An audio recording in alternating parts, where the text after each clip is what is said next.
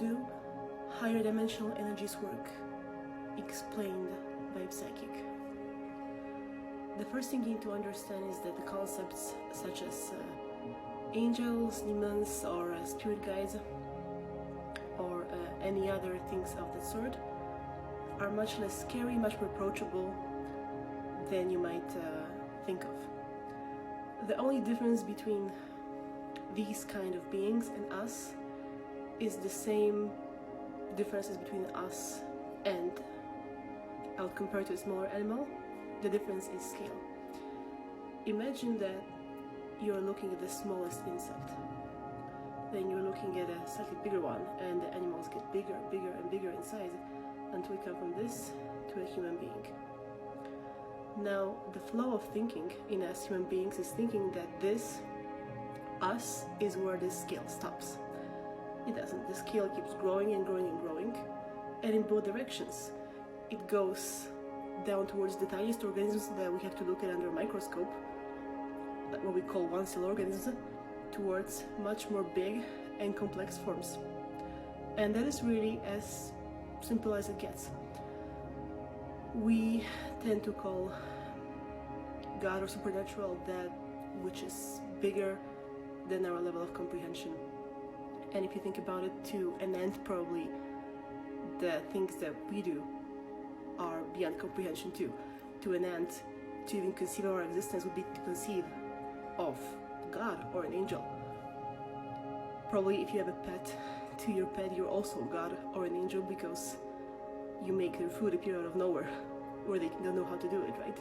But that's only because they understand the concept of a store where you go to get the food. It pretty much works the same way for us human beings. It might be a little disquieting to you, but yes, you are probably something akin to your spirit guide's pet. A spirit guide is a higher entity that has a way of comprehending this universe that is simply fundamentally beyond your physical reach. Imagine that you try to teach an insect complex mathematics that human beings can comprehend. It is just physically impossible because of biological limitations. And biological limitations then are translating to spiritual and emotional limitations of how much that being can process. It is the same with us. Again, it is the utmost arrogance of us to think that we are the only thing within this universe that is capable of higher consciousness. It is the highest arrogance on our part. There are beings and entities in this universe that are much more conscious, much more developed than we are. But it doesn't mean that they essentially always want to come to destroy us like it happens in all these bad sci-fi movies. They simply have their own areas of interest. Again, do you spend your days thinking about how to make some sort of pet's life miserable? Okay, I'm not going to say that there's not a single freak on this planet that would devote their time to this, but you see my point. No, you have your own life that you're preoccupied with. You have your own thing going on. It is the same with higher dimensional entities. They have their own developmental goals. They're also in the process of growing. Again, just because we are higher than an animal doesn't mean that we are still not growing as people ourselves, right? It's the same for them, just on an entirely different scale. And with the extra perk of the fact that the higher you go in levels of consciousness, the more inclusive and conscious you are of the entire universe. Now, what does that mean? That means that even if, let's say, you are a higher being that is highly negatively polarized, so experiencing their own version of negativity, you would still have more intelligence, their version of intelligence, and you would still be more conscious of your impact of the entire universe at large. Meaning that while they are going about their business, they are more conscious of us, more aware and more delicate in their steps across the universe than we are as human beings. Simply because with more evolution comes more consciousness, intellectual, spiritual, psychological, emotional space to process the energy of everything around you.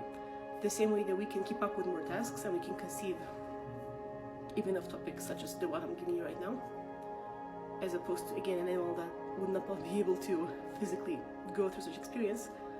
They are able to fulfill their goals and still look at our lives and be aware of them while minding their own business. I think that human beings are scared of this kind of reality because we are fundamentally trying to protect ourselves with our egos by thinking that we are on the top of the food chain. We are not. And if you are the kind of person that is afraid of these kind of subjects, well, you just got the facts and you do with them what you want. But if you are the kind of person that believes in higher beings, angels and spirit guides, you now have a better idea how to communicate with them and on what scale you should be able to make friends with them. I did not say the things I said to make you feel inferior. Rather, I showed it to you to make you realize that we are all part of infinite harmony within this universe. The same way certain insects are absolutely vital to the survival of Mother Earth, or certain other smaller organisms can be vital to the survival of the universe in other galaxies that are just far away from us. The same way you are, let's say that you're in the middle, you as a middle-sized being, you're essential for the cosmos, and so is any larger scale creature. We are all part of a complex puzzle. And this video was merely meant as an explanation so that you can see better how the entirety of the puzzle works. And so that we can maybe take away a bit of the mystery element and realize that all of this is simply a reflection of a basic spiritual principle: as above, so below. Everything that is both smaller and bigger than us is constructed within the same principle, based on the same principle. We are all part of the same harmony, and we all participate in the same stream of energy in various unique ways.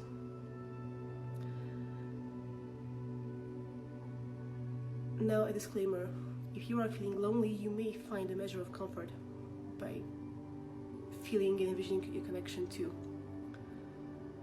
beings of a larger scale. You may receive some sort of internal feelings of support from them. But focusing on these things is going to in no way absolve you or remove you from your life mission. The same way that you caring even for your pet is not going to remove the necessity of the pet to eat or take care of its basic physical needs or its needs for companionship. The bigger you are, the more complex in the scale your soul mission is, the more awareness you have, the more you have to stay aware of that mission. And communing with the higher dimensional energies in any form that this limited human form is capable of does not absolve you of whatever this avatar your soul picked for in this life.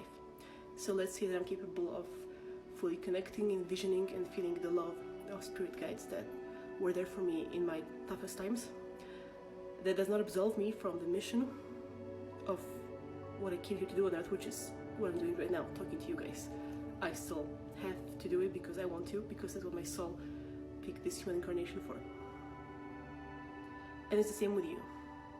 If you have an occupation or some people that you're devoted to and you have your goals with them, communing with those higher beings is not going to remove you from these goals.